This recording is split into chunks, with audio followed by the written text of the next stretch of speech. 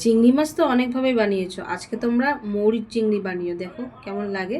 প্রথমে আমি চিংড়ি মাছটা নুন হলুদ মেখে রেখে দিয়েছিলাম, তারপর সেটা অল্প একটু লাল লাল করে ভেজে নেবো, বেশি ভাজার দরকার নেই, জানোই তোমরা সেটা।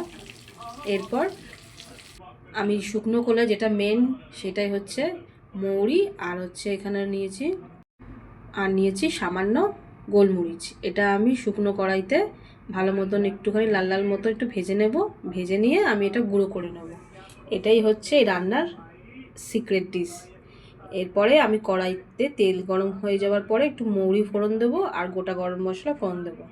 আর সামান্য একটু, বেশি নয়, অল্প দেবে, নালে গন্ধটা ছাড়বে।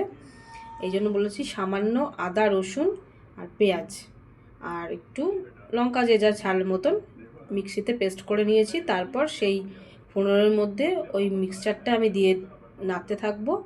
এরপর আমি এর ওপর দিয়ে একে একে হলুদ গুঁড়ো আর নুন, কাশ্মীরি লঙ্কার গুঁড়ো লাল হওয়ার জন্য লঙ্কার গুঁড়ো দিয়েছি, একে যেহেতু কাঁচা লঙ্কা আছে তাই কাশ্মীরি লঙ্কার গুঁড়ো লাল হওয়ার জন্য দিয়েছি।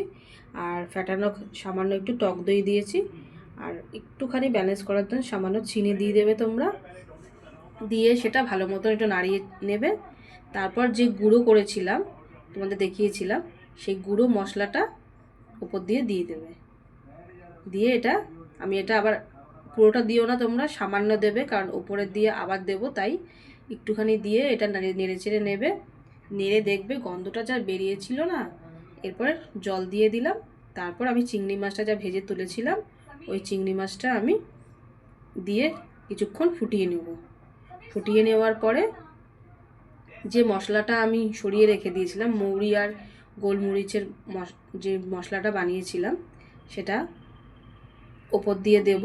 আর ওপর দিয়ে একটুখানি টমেটো দিয়ে দেবো। টমেটোটা আগে দেবো না, টমেটোটা পরেই দেবো, একটু সেদ্ধ হবে। আর ঘরে একটু ঝাল হয়নি বলে আমি কাঁচা লঙ্কা ওপর দিয়ে দিয়েছিলাম।